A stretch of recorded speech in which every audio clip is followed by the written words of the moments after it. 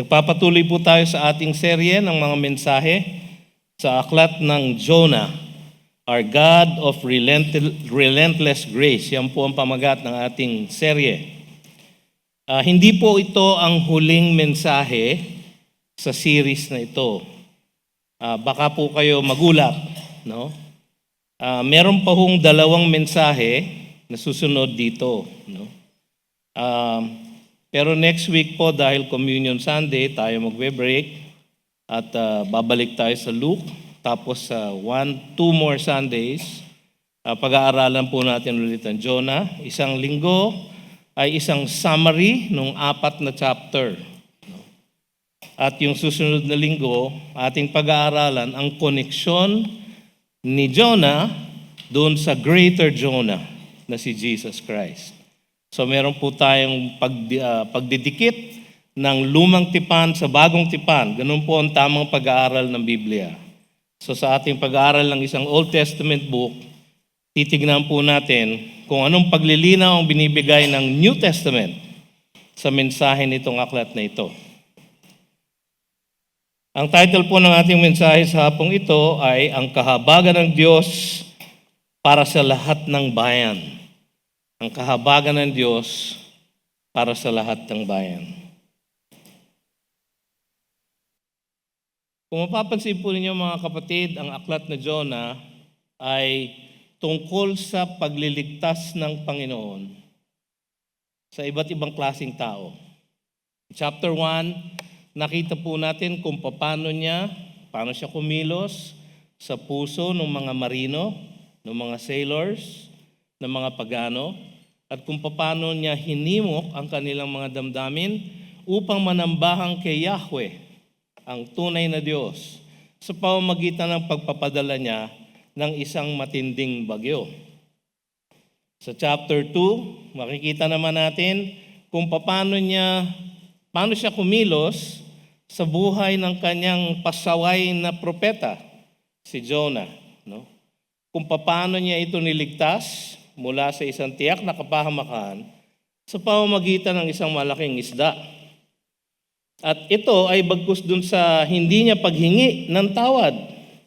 Hindi niyo po makikita dito sa aklat na ito, nakakalungkot mang isipin, na humingi ng patawad si Jonah sa chapter 2. Sa chapter 3, ang kanyang niligtas naman ay ang isang buong bayan ng Nineveh, no? Kung saan sila ay nagsisi, nag-ayuno, nagbago ng kanilang pamamalakad, ng kanilang buhay dahil sa mensahe ng Panginoon na dala ni Jonah sa kanila. Napakaiksi po ng mensahe, 40 days and Nineveh will be destroyed or will be overthrown. Dahil po dun sa isang mensahe na iyon, nang humingi ng repentance, ang buong bayan ng Nineveh sa chapter 3 ay naligtas sa tiyak na kapahamakan. So kung titignan po ninyo, dito sa Jonah series na ito, patuloy po ang grasya ng ating Panginoon sa pagliligtas. Dito po sa chapter 4, ang kanyang nais iligtas ay ang kanyang pasaway na propeta, na si Jonah. Matigas ang ulo, hindi sumusunod, hindi humihingi ng tawad, walang pag-ibig para sa ibang bayan, lahat na lang, nasa kanya na. No? Pero kahit na gayon, siya ay pinakitaan pa rin ng kagandahang loob ng ating Panginoong Diyos at siya ay binigyan ng isang aral na kailangan niyang matutunan. So napapatuloy tayo dun sa aral na yon na binigay ng Diyos kay Jonah tungkol sa kanyang kahabagan para sa Nineveh. Malalim ang pagkahudyo ni Jonah. At malalim din ang paninindigan niya na dapat puksain ng Diyos ang mga bayan na kalaban ng Israel. Kasi sinabi niya ito sa Genesis chapter 12, verse 3. Nung siya ay nangako kay Abraham, at sinabi niya kay Abraham, I will bless those who bless you, and him who dishonors you, I will curse. Isa doon sa mga nagdi-dishonor sa Israel, sa pag-iisip ni Jonah ay ang Assyria at ang kanilang capital city ay ang Nineveh. Dahil dito, matindi ang kanyang galit sa kahabagan na ipinakita ng Diyos sa isang lungsod na mortal na kaaway ng Israel. Makikita natin sa chapter 4, di ba? Sa verse 1 pa lang.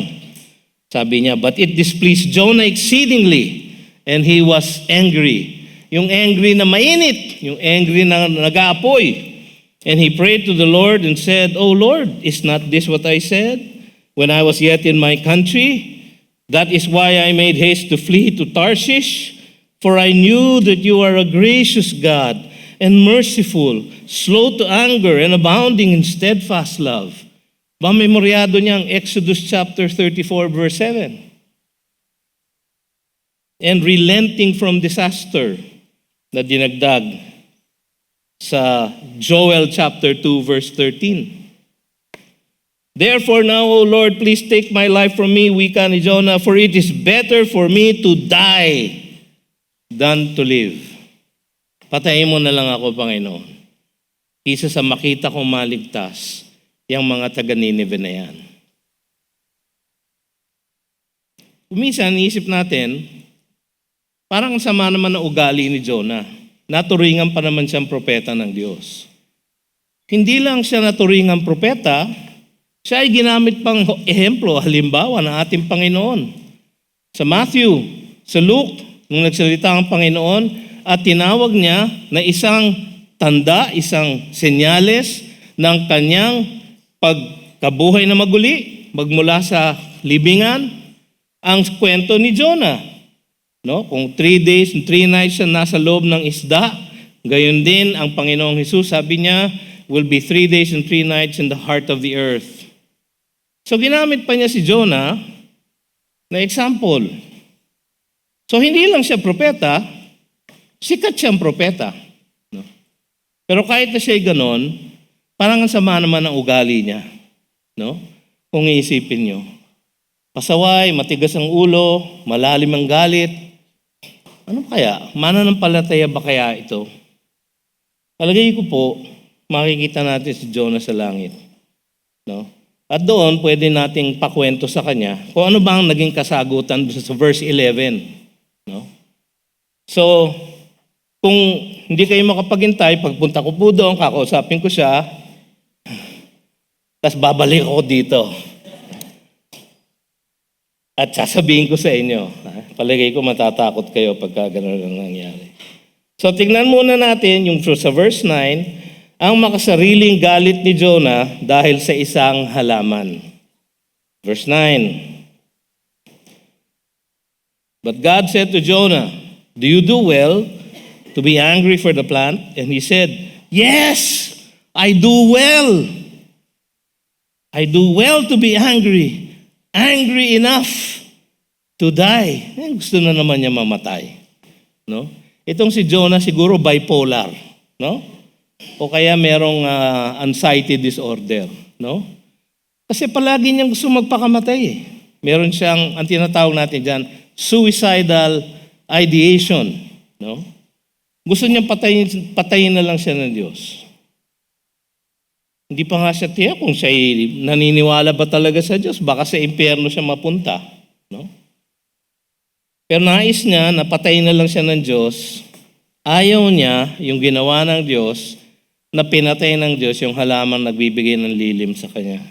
Ang tanong ng Diyos kay Jonah, ay nararapat bang magalit siya sa pagkamatay ng isang halamang pinatubo ng Panginoon sa tabi niya upang magbigay ng panandaliang lilim.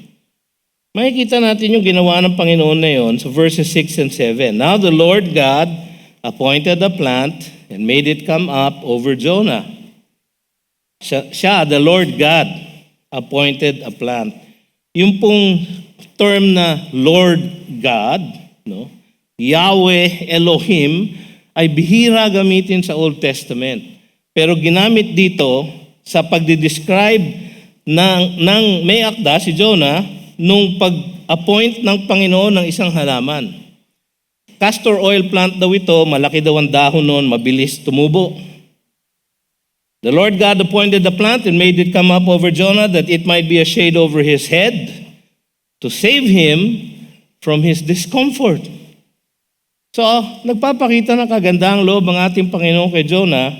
Alam ng Panginoon na mainit. Alam niya kasi, di ba, pinatay niya yung halaman dahil nagpadala siya ng uod. Pati uod sumusunod sa Panginoon. Kaya kayo, dapat sumusunod kayo sa Panginoon. Ang uod nga sumusunod eh. No?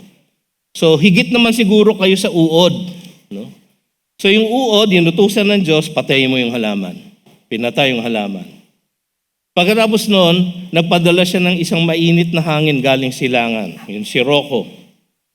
Na init si Jonah. Tapos pinakitaan siya ng Panginoon ng kagandahang loob. Doon sa halamang iyon. But when dawn came up the next day, God appointed a worm that attacked the plant so that it withered. Kaya galit na galit si Jonah. Sabi niya sa verse 8, "It is better for me to die than to live." Verse 9, "Yes, I do well to be angry enough to die." Chapter 1, verse 12, siya ay nagpatapon sa dagat para siya ay mamatay. Gustong-gusto na niyang mamatay. Mabuti na lang ang ating Panginoon ay matyaga. Kasi kung ako ito, gusto mo mamatay, sige papatayin na kita. But God said to Jonah, "Do you do well to be angry with the plant?" Ang sagot ni Jonah ay puno ng paghihimagsik. Naramdaman niyo ba dun sa sagot niya, yung kanyang galit, yung kanyang parang waving his fist at God? Yes, I do well to be angry. Tama ang ginawa ko, Panginoon. Masama ang ginawa mo, tama ang ginawa ko. Yes, sabi niya, I do well to be angry enough to die. Ang Diyos ay banal at walang bahid ng kasamaan. Habakkuk chapter 1 verse 13, "You who are of purer eyes than to see evil and cannot look at wrong." Ganun po kabanal ang ating Diyos. Walang karapatan si Jonah na ituring na kasamaan ang pagpapatawad ng Diyos sa isang bayang nagsisi at nagbagong buhay, sapagkat meron pong salita ang Diyos na kapag ang isang bayan sinabihan niya at nagsisi, siya ay hindi itutuloy ang kapahamakan. Jeremiah chapter 18 verses 7 and 8.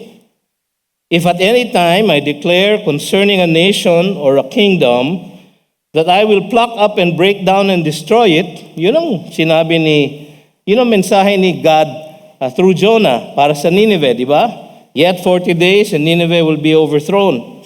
So sabi ni God, if I declare concerning a nation that I will pluck up and break down and destroy it, and if, so dalawa ng conditional statement, if that nation concerning which I have spoken turns from its evil, I will relent of the disaster that I intended to do to it.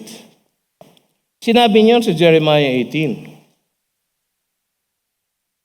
Alam tiyak ni Jonah yun. So nasa lugar ng Diyos na magpatawad kung ang kanyang binigyan ng babala ay nagbago at nagsisi. Nais niyang pakitaan siya ng kagandahang loob. Si Jonah, di ba? Tuwan-tuwa siya nung nagkaroon ng halaman. Ay, salamat, siguro sabi niya. Naibsan ng aking init. Init ng ulo, init ng panahon, init ng hangin. Ang daming mainit. No, makaka-relate tayo dito kay Jonah, di ba? Dahil dito sa bayan natin, bayan ang mainit. No? Mainit sa Pilipinas. Nakaka-relate tayo kay Jonah. Kaya siya naiinis. So meron ba siyang karapatan mainis? Ang tanong ng Diyos, actually rhetorical question. Do you do well to be angry for the plant? Siguro may konting sarcasm yung pagsabi niya, for the plant? Pwede ka bang magalit? Tama ba yung magalit ka para sa isang halaman lang? No? Ganon siguro ang tono ng Panginoon, ano? Binalikan yun ni Jonah, galit na galit pa rin siya. Wala siyang pinapakitang kagandahang loob sa Diyos na nagpakita ng kagandahang loob sa kanya. At sa Nineveh, na dapat niyang pakitaan ng kagandahang loob sapagkat yun ang kanyang mission field. Ang kanyang misyon mula sa Panginoon ay bigyan ng babala ang bayang ito upang sila ay magsisi. Ayaw nga niya, di ba, kaya nagpunta siya sa Tarshish. Pero binagyo siya, ibinalik siya, niligtas siya, nilagay siya sa tiyan ng isang malaking isda, isinuka siya sa Medjopa para siya ay magtuloy. Kaya siguro napilitan siya magtuloy sa Nineveh.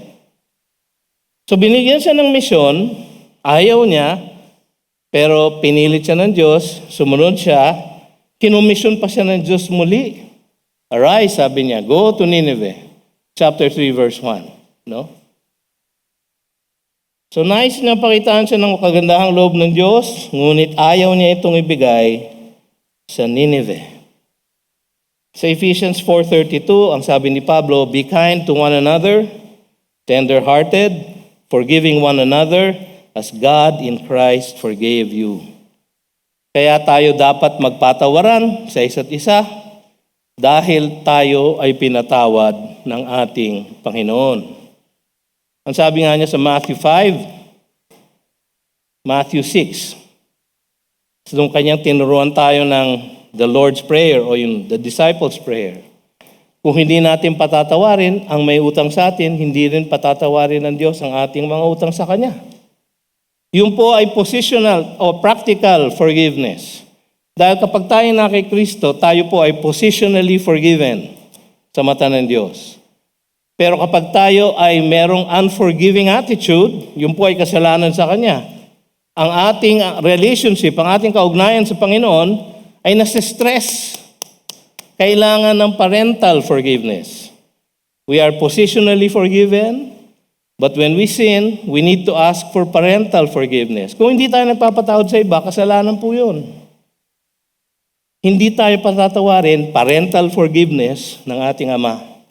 Hindi po nagbabago ang ating sitwasyon. Tayo ay anak pa rin niya, tayo pa rin ay pupunta sa langit. Pero ang ating kaugnayan sa inyo sa Kanya ay nagkakaroon ng bigat. So kailangan natin humingi ng parental forgiveness, tayo ay patatawarin kung tayo ay hindi nagkakasala ng unforgiveness. Ganun po ang kasalanan ni Jonah. Kinakitaan siya ng Panginoon ng napakadakilang pagpapatawad. Kahit na siya ay pasaway, hindi sumunod, matigas ang ulo, lumalaban sa Diyos. Nung siya ay napahamak sa dagat, siya ay niligtas, siya ay pinatawad, siya ay kinumisyon muli, pinadala muli sa mission field. Kahit na siya ay nag-fail. Marami po sa atin ay parang si Jonah. Inutusan ng Panginoon, ayaw sumunod, pero nagtiyaga ang Panginoon sa atin hanggang sa tayo. Nakita natin ang Kanya kagandahang loob, at tayo din naman ay sumunod sa Kanya sa huli. Pangalawa, makikita natin sa verses 10 and 11, sa harap ng makasariling galit ni Jonah, dahil sa isang halaman lang, ipinakita ng Diyos ang mapagpalang kahabagan ng Diyos para sa isang bayan. So, galit ni Jonah na makasarili para isang halaman. Pinakita ng Diyos ang dakilang, mapagpalang kahabagan niya para sa isang buong bayan. Halaman, bayan. Makasarili, mapagpatawad. Yun po ang contrast na pinapakita nitong mga verses na ito. No? Ang tanong ng Panginoon kay Jonah, tingnan natin yung verses 10 to 11. And the Lord said, you pity the plant for which you did not labor, nor did you make it grow. Hindi nga naman siya nagtanim ng halaman na yon. Hindi rin siya nagbungkal ng lupa at nagdilig para tumubo yung halaman. You did not labor, nor did you make it grow, which came into being in a night. Miraculous po yung plant. No? and perished in a night. And should not I pity Nineveh, that great city in which there are more than 120,000 persons who do not know their right hand from their left, and also much cattle? Natapos po sa isang katanungan ang libro, ang aklat na ito. Pero yung tanong ng Panginoon kay Jonah ay may taglay na nakasagutan. Sabi ba niya, and should not I pity Nineveh? Ang sagot po doon, yes. Yes. Dapat binigyan ni Jonah ng mas higit na halaga ang isang buong bayan na 100,000 ang mamamayan kaysa sa isang halaman na siya lamang ang nabenepisyuhan. Walang ibang nabenepisyuhan ng halaman na yon kundi si Jonah. Siya lang ang nabenepisyuhan. Pero galit na galit siya sa Diyos dahil sa isang halaman. So tuwan-tuwa siya nung nagkaroon ng halaman at naibsan ng kanyang init. Pero galit na galit siya nung mamatay yung halaman. Pero sa Nineveh, merong 120,000 persons who do not know their right hand from their left, and also much cattle. Maraming mga debate dito sa 120,000 na numero na ito. Kung ang ibig sabihin nito, option A, ay 120,000 persons sa Nineveh who do not know their right hand from their left, ibig sabihin hindi nila alam ang tama sa mali. Yun ang isang interpretasyon. No? Marami pa rin yung 120,000 kumpara sa isang halaman. Di ba? Ngayon, merong alternative option B na interpretation. Yung 120,000 persons who do not know their right hand from their left ay mga bata, mga sanggol. Siguro pareho ni Mighty. Palagi akong tinutulugan yan pag sermon. No? Mga bata, hindi nila alam ang kaliwa sa kanan. No? So kung mga bata, 120,000 at each one of the 120,000 ay merong ama at ina. And if 240,000 yon, no? Plus 120,000, 360,000. Kung may kapatid na isa, yung bawat isang 120,000. So mga 480,000, almost 500,000, ang population ng Nineveh at sa laki ng bayan, 3 araw na lakad para ikutin, marami talagang tao na naroon. Ang tanong ng Panginoon kay Jonah, dapat bang binigyan mo, Jonah, ng masigit na halaga ang isang buong bayan, ang dami-daming tao, kaysa sa isang halaman na ikaw lang ang nabenepisyohan? Ang sagot, dapat binigyan mo ng pagpapatawad ang bayang ito. Dapat may concern ka sa bayang ito. Kahit sila ay gumawa ng karimari-marim, malalim ba yon? Karimari-marim. Kasi parang ganda ng tunog eh. No? Karimari-marim. Kasi nakakagigil, yung may galit ka. Karimari-marim na ginawa ng Nineveh sa bayang Israel.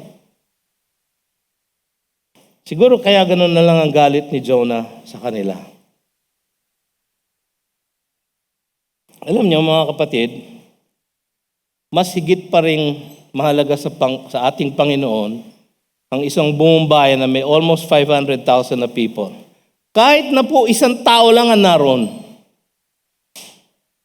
mahalaga pa rin sa Panginoon ang kaligtasan ng taong iyon. Ang Diyos ay laging may takdang layunin sa lahat ng kanyang niloloob.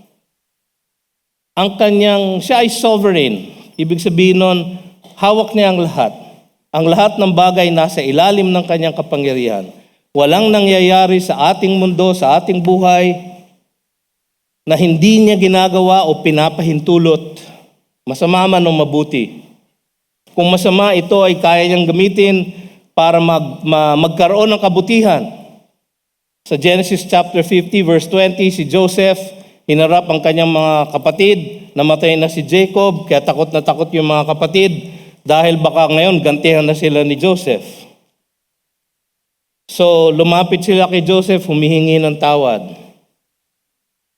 Ginagamit pa yung patay nilang ama. Siguro iniisip nila, Joseph, total patay na si tatay. Patawarin mo na kami. Palampasin mo na yung nagawa naming kasalanan. Ang sagot ni Joseph, you have meant it for evil, but God had meant it for good. So kahit masama, may layunin pa rin mabuti ang Diyos sa lahat ng kanyang ginagawa at pinapahintulot sa ating mundo at sa ating buhay. Sabi sa Isaiah 46:10, I am God, there is none like me, declaring the end from the beginning, and from ancient times things not yet done, saying, my counsel shall stand, and I will accomplish all my purpose. Wala pong nakakapagbago ng kalooban ng Diyos. Siguro ang tanong niyo, bakit pa tayo nananalangin? Una sa lahat, dahil inutos niya. Pangalawa, sa ating pananalangin, nababago natin ang ating hiling para maging naka-align sa kanyang kalooban. Pangatlo, sa ating pananalangin, tayo ay nag-express ng ating dependence sa Kanya. Kaya tayo nananalangin. Kanina, binasa ng ating kapatid, Romans 8:26, we do not know what we ought to pray for. So the Holy Spirit prays for us to the Father with groans that we cannot understand. So siguro, ang Holy Spirit, napapakinggan niya yung dalangin ko. Panginoon, i-promote mo naman ako. Sana malaki ang bonus ko. So yung Holy Spirit, sabi niya, maramot talaga tong si BJ. Diyos Ama, no? Ganito na lang gawin natin. No? I-promote mo siya, huwag mo siyang bigyan ng bonus. No? Promotion na walang bonus. No? Nangyari na po sa akin yon. No? So siguro dahil masyadong makasarili yung ating mga kalooban madalas, di po ba? Kapag tayo nananalangin, parang humihingi lang tayo sa Kanya ng gusto natin. Meron po ba kayong panalangin na, Panginoon, sa araw na ito, kung anong gusto mong mangyari sa akin, maraming salamat po. Nakakatakot po kasi manalangin ng ganun. Dahil hindi natin kontrolado ang ating panalangin. Kaya yung pagpapatawad niya sa Nineveh, mga kapatid, ay may hangganan. Kasi pinatawad ng Diyos ang Nineveh noong panahon ni Jonah.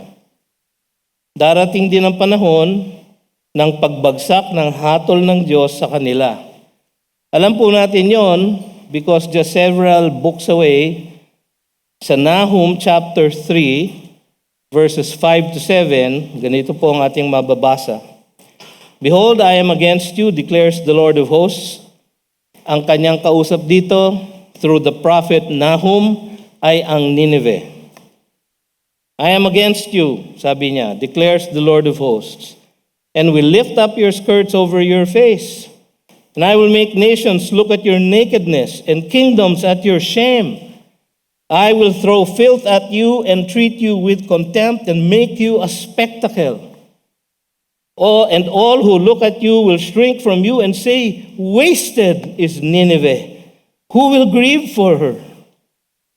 Where shall I seek comforters for you? Dahil lilipulin ng Diyos ang buong bayan. At ganun nga ang nangyari sa Nineveh. Pero nangyari po yun, mga 150 years pagkatapos nitong panahon ni Jonah. Or mga 120, may estimate po na gano'n. So anong ginawa ng Diyos? Bakit niya pinatawad ang Nineveh noong panahon ni Jonah? Hindi po sinasabi sa teksto. Pero naisip-isip ko, maaaring sinuspindi niya ang kanyang paghatol sa Nineveh. Sinuspindi niya muna ito upang mabigyan din ng pagkakataon ang Israel na magsisi bago sila okupahin ng Assyria. Kailan po nangyari yun? 2 Kings chapter 15 verse 29. In the days of Pekah, king of Israel, mga one generation away from Jonah ito. No? Tiglath-Pileser, king of Assyria, came and captured Ijon, Abel Beth Maacah, Janoah, Kedesh, Hazor, Gilead, and Galilee, all the land of Naphtali. And he carried the people captive to Assyria. Ito po ay nangyari mga 40-50 years pagkatapos ng ministeryo ni Jonah. So di kaya na sinuspindi muna ng Panginoon, ginawa niya gagawin kong mabait muna itong Assyria, itong Nineveh. Isususpend ko yung aking paghatol sa kanila. At marami sa kanila ang mananampalataya sa akin. Kay Yahweh, isang buong henerasyon. At dahil doon, hindi aatakihin ka agad at hindi matatalo at hindi i-exile ang Israel.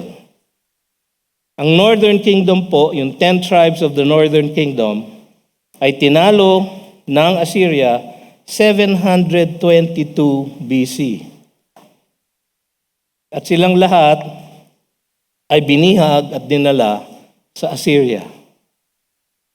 So di kaya ginawa ng Panginoon, panahon ni Jonah, 40-50 years before, sabi niya, hindi ko muna kayo lilipulin. Bibigyan ko ng pagkakataon kayo na magsisi. So nagsisi sila. Di ba? Nagayuno, nagbago ng buhay. Siguro, yun lang mga plano nila na wasakin ng lahat ng bayan sa kanilang kapaligiran, lalo ng Israel, ay hindi nila itinuloy. Bakit? Baka binibigyan ng Panginoon ng pagkakataon ang Israel na lumapit at manumbalik sa Kanya. Pero alam niyo, ang malungkot, hindi po nangyari yun. At doon nga sa 2 Kings chapter 15 verse 29 na record, 722 BC, no, ang hari ay si Pekah, king of Israel, ang Israel po, all the people carried captive to Assyria. Hindi po natin alam kung anong plano ng Panginoon. Marami pong ganyang pagkilos ng Panginoon sa ating buhay. Meron siyang ipinapahintulot kung minsan na masakit na pangyayari. Isang malungkot na pangyayari. Pero ang lahat ng yan, kung hindi man natin makita kaagad, makikita din natin sa huli na meron siyang balak. Naalala ko palagi nung namatay ang aking unang daughter, si Hannah. Malapit po sa akin yon dahil medyo kamukha ko po yung batang yon. Kaya nga sabi ng asawa ko, kaya yung kinuha ka agad ni God. Kasi lalaki na kamukha mo. No? Napakalaki naman parusa para sa isang batang babae. No? Pero seriously, siyempre namatayan ako ng anak. Ako lang sa aming magkakapatid ang namatayan ng anak. Kabilang ni Bebet sa kanilang side ang namatayan ng anak. Pastor po ako noon sa Parañaque Bible Christian Church. So siyempre, ang yabang ko sa Diyos, sabi ko, Panginoon, grabe ka naman. Naglilingkod naman ako sa iyo, abot mo kinuha ang daughter ko. Wala akong karapatan na itanong yun sa kay God. Ka-text ko noon si Pastor Luis. Sabi ko, Pastor, bakit ba ganito ang Panginoon? Sabi niya, huwag kang magtatanong ng ganyan. You have no right to ask why. Tama siya. Ngunit sa huli, after 1 or 1.5 years, naisip po namin ni Bebet na mag-adopt muli ng isang batang babae. Kasi nasabik kami. Masarap pala ang may anak na babae. So nasabi kami, nag-adapt po kami ulit ng babae. Yan na po si Jana. At kinagiliwan namin ng lubha itong batang ito. Nagbigay ng galak at aliw sa aming pamilya. Hanggang ngayon po, napaka-responsableng bata. Sana hindi magbago. Pero active po dito sa church, naglilingkod. Malapit sa ating Panginoon, wala na kaming hihingin pa. Kung hindi po kinuha ng Diyos si Hannah, hindi po naming i-adapt si Jana. At sa ibang tao siya mapupunta. Na-realize lang namin yun later. Ang Panginoon, may ginagawa siya, pinatawad niya ang Assyria, pinatawad niya ang Nineveh, siguro marahil para magkaroon ng pagkakataon ng Israel na magbago at magsisi. Kasi apostasy na po nangyayari sa Israel. Hindi na po sila sumasamba kay Yahweh, sumasamba na sila sa mga Diyos-Diyosan. Ang pagpapatawad ng Diyos sa mga taga-Nineveh, alalahanin po natin mga kapatid, ay may katapat na bayad sala. Pag nagpatawad po ang Diyos sa Old Testament, kaya siya maaaring magpatawad sapagkat yung kasalanan na kanyang pinapatawad. Yung forgiveness po is when you withhold justice. No? Hindi po mo pababagsakin ang paghatol doon sa taong pinatatawad mo. Ang tawag po natin doon, mercy, kahabagan. Ang lahat po ng pinakakitaan ng Panginoon ng mercy ay merong katapat na bayad sala. Kasi ang lahat ng kasalanan po mga kapatid, kailangan pagbayaran. At ang bayad po ay kamatayan. So yung pagpapatawad ng Diyos sa mga taga-Nineveh ay hindi libre. May katapat na bayad sala at ito ay ang pagsakripisyo sa krus ng mas higit na Jonah, ang ating Panginoong Jesus. Namatay po siya sa krus para pagbayaran ang mga kasalanan ng henerasyon ng Nineveh na pinatawad ni God. Para siguro magkaroon ng pagkakataon ang isang henerasyon sa Israel na magsisi at manumbalik sa Kanya.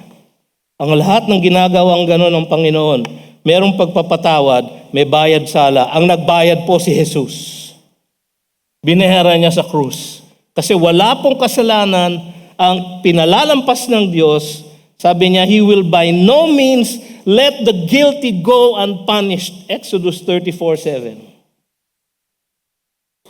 So, pinatawad niya Nineveh, namatay sa krus ang ating Panginoong Hesus at kabilang sa mga kasalanan ng kanyang pinagbayaran ay ang mga kasalanan ng mga taga-Nineveh na pinatawad ng Ama. Ganun po ang ating Panginoon. Kanina po sa aming devotional na mag-anak, after lunch, ang aming pong katekismo is ano ba ang mangyayari sa mga hindi tumanggap sa Panginoon? Sila ay mapupunta sa impyerno. Kung minsan iniisip natin, napakasama naman ng Diyos. Bakit ba may impyerno? Eternal fire. Walang humpay na parusa. Walang hanggan na parusa. The worm will not die. Ganun po ang impyerno. Parang napakasama. Siguro, sabi nga namin kanina sa aming devotional, binasa namin, hindi mo masama ang Diyos sa kanyang pag-create ng hell. Siya po ay mapagmahal sapagkat dinanas niya ang hell para sa atin. Si Kristo Jesus na anak niyang, bugtong na anak niya, ay dumanas ng hell sa krus para sa atin. So ang hell po ay hindi simbolo ng kasamaan ng Diyos, kundi simbolo ng pagmamahal niya sa kanyang mga hinirang. So sa lahat ng mananampalataya kay Jesus, Ang hell po ay dinanas ng Panginoon para hindi na natin danasin habang buhay. Ganun po ang dapat nating isipin. Ang Nineveh, yung generation na yun na pinatawad ng Diyos, palagay ko pagdating natin sa langit, makikita natin sila doon. Siguro meron silang isang maliit na kampo na may sign nakalagay Nineveh. No? Kami yung mga taga Nineveh na pinatawad ng Panginoong Diyos para sa kanyang kaluwalhatian. At binayaran ni Jesus ang greater Jonah ang aming mga sala. Katulad din ng lahat ng sala natin. Kung kayo ay wala pa sa Panginoong Jesus, mamamatay kayo sa inyong kasalanan kung kayo ay hindi mananampalataya kay Jesus. If you are not united in Christ by faith, you will suffer eternal separation from God. Gumawa ng paraan ang ating Panginoon. Pinadala niya ang greater Jonah.